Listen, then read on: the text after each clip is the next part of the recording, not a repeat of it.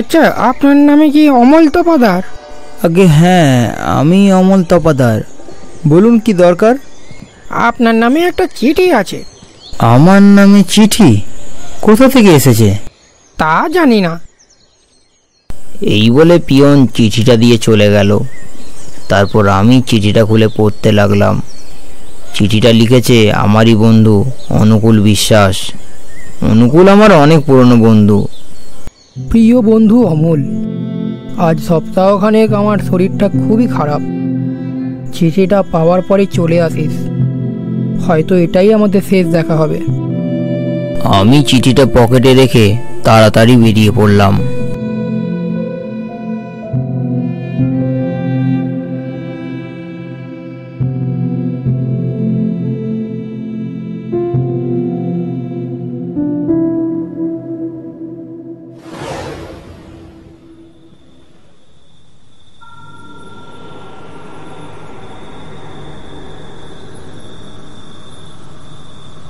যখন নদীর পাড়ে এসে পৌঁছালাম তখন প্রায় সন্ধে নেমে এসেছে।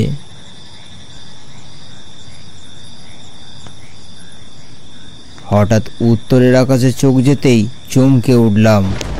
উত্তরের আকাশ কালো করে মেঘ ঘনিয়ে আসছে, আর তার সাথে হালকা হালকা ঠান্ডা বাতাসও বইছে। নদীর পাড়ে দাঁড়িয়ে আছি, হঠাৎ ফোঁটা ফোঁটা বৃষ্টি পড়তে শুরু করলো। পাড়ের আশেপাশের ঝোপঝাড় থেকে ব্যাঙের ডাক আর ঝিঝি পোকার আওয়াজ ভেসে আসছে।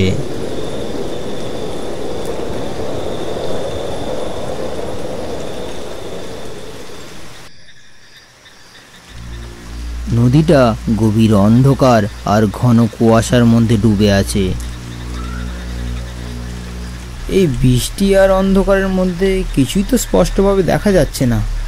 আর মাঝি বা কোথায়? এত রাতে এই দুর্যোগে কি নদী পার করবে আমায়? দূর থেকে একটা অদ্ভুত মৃদু আওয়াজ ভেসে আসছে। দেখলাম একটি নৌকা ধীরে ধীরে কুয়াশার মধ্যে থেকে ভেসে আসছে।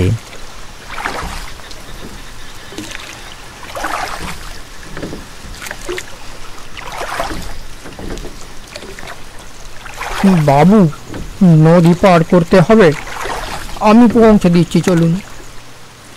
কিন্তু আপনার নাম তো আমি কখনো শুনিনি। আমি হারান মাঝি বাবু, নদী পার করানোই আমার কাজ। আপনার বন্ধু খুব অসুস্থ, চলুন আপনাকে ও পারে পৌঁছে দিই। আমার বন্ধুর শরীর খারাপ, আপনি কি করে জানলেন? আমি সব জানি। মাঝিকে অন্ধকারের মধ্যে ভালো করে দেখা যাচ্ছিল না। আমি কিছুটা দ্বিধাগ্রস্ত হলেও মাঝির কথায় একটু আশ্বস্ত হলাম। আমি তৎক্ষণাৎ নৌকায় উঠে পড়লাম। নৌকাটি আস্তে আস্তে নদীর গভীরে প্রবেশ করলো। কুয়াশা যেন আরও ঘন হয়ে এলো, আর তার সাথে বাতাসের ঠান্ডা হাওয়ার বেগ যেন আরও বেড়ে উঠল। হারান মাঝি যেন অন্ধকারের মধ্যে মিশে গেছে, তাকে যেন প্রায় দেখাই যাচ্ছে না। আচ্ছা, আপনি তো অনেক রাত অবধি এখানে থাকেন, আপনার ভয় লাগে না? এই নদী তো আমার জীবন বাবু, ভয় আর কিসে? না, ভয়টাই আমার নেই, বরং এই নদী আমার সব। আমি একটু চমকে উঠলাম, কারণ হারান মাঝির কথার মধ্যে এক গভীর বেদনা লুকিয়ে আছে। নদীর সঙ্গে এমন গভীর সম্পর্ক? আপনি বুঝি এখানে অনেক দিন ধরেই আছেন? হ্যাঁ, অনেক দিন ধরেই আছি। এই নদী, এই জল সবই আমার নিজের মতো।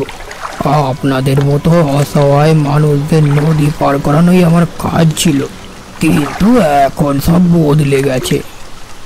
হারান মাঝি কিছুক্ষণ চুপ করে থাকলো, যেন সে পুরনো দিনের স্মৃতিতে হারিয়ে গেছে। আমি আরও জানতে আগ্রহী হয়ে জিজ্ঞাসা করলাম, আপনি তো দেখছি এই নদীর সম্পর্কে অনেক কিছু জানেন মনে হচ্ছে।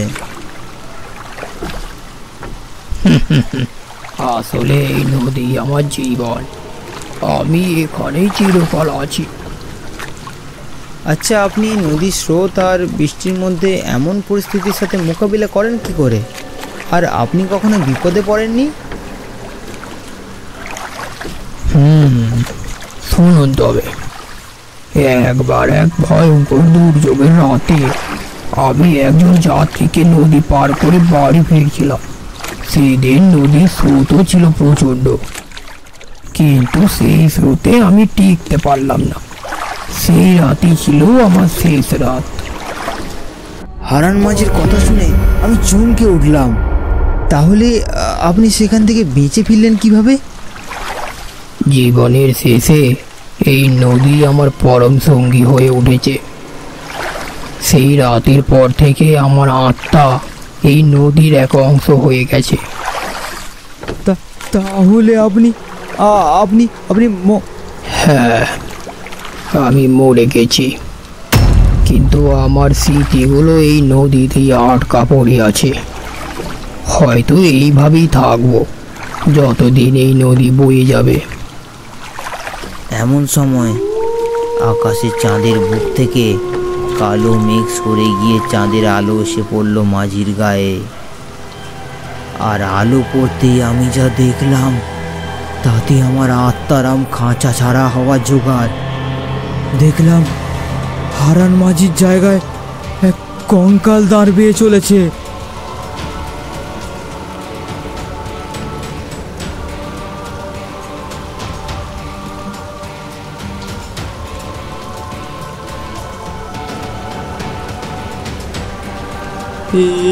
কি আপনি তো?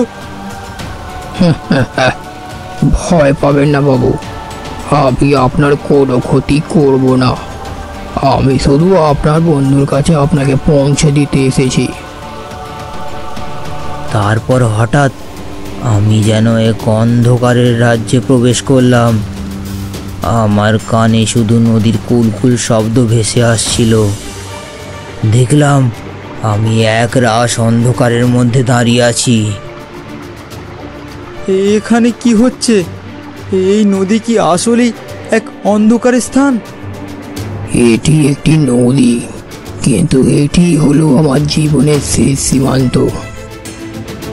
মৃত্যুর পর আমি এখানে আটকা পড়ে আছি। আমার আত্মা এই নদীর সাথে মিশে গেছে। এই নদী হলো আমার জীবনের শেষ সীমান্ত। মৃত্যুর পরও আমি এখানে আটকা পড়ে আছি। আমার আত্মা এই নদীর সাথে মিশে গেছে। হারান মাঝির কথা শেষ হওয়ার সঙ্গে সঙ্গে যেন মনে হলো আমি এক অতুল গভীর অন্ধকারের মধ্যে হারিয়ে যাচ্ছি।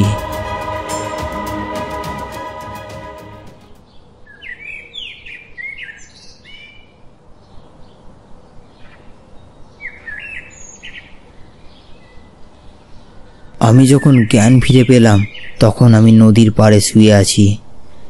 দেখলাম গ্রামবাসীরা আমাকে ঘিরে দাঁড়িয়ে আছে। এই যে, আপনি এখানে কিভাবে এলেন? কাল রাতে তো কেউ নদী পার হয়নি। হারান মাঝি তিনি তো আমাকে নদী পার করলেন, কিন্তু তিনি তো... হারান মাঝি? তিনি তো বহুকাল আগে মারা গেছেন। আপনি কি তার ভূতের সঙ্গে দেখা করেছেন? আমি তো কিছুই বুঝতে পারছি না। আমার মনে হচ্ছে আমি যেন এক অলৌকিক অভিজ্ঞতার মধ্যে দিয়ে গিয়েছি। এই আজ থেকে প্রায় বছর 7 আগে হারান মাঝি এরকমই এক দুর্যোগের দিনে নৌকা ডুবি হয়ে মারা যায়। আর তারপর থেকেই তার আত্মাই নদীতে বন্দী হয়ে আছে। হারান মাঝি হলো সেই মাঝি যিনি জীবনের শেষ রাতের পরেও এই নদীর বুকে রয়ে গেছেন। তার চেহারায় লুকিয়ে থাকা সেই ভয়ঙ্কর সত্য, যা জানার পরেও কেউ প্রকাশ করতে সাহস পায় না।